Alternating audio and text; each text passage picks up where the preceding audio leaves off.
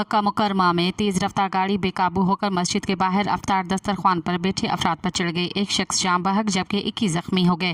गैर मुल्की media reports के मुताबिक हादसा मगरिब की अजान से कुछ देर कबल पेश आया।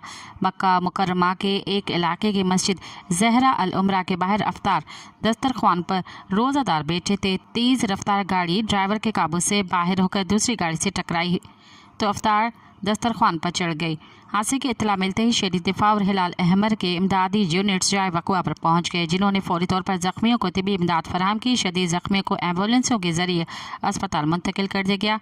हादसे के बारे में मुतलका इदारे तहकीकात कर रहे हैं। मज़ीद ख़बरन ऐं तफ़सीलात लाइ विज़िट कयो असांजी वेबसाइट www.awamiNewsHD.com ऐं ॾिसंदा रहो अवामी न्यूज़ HD।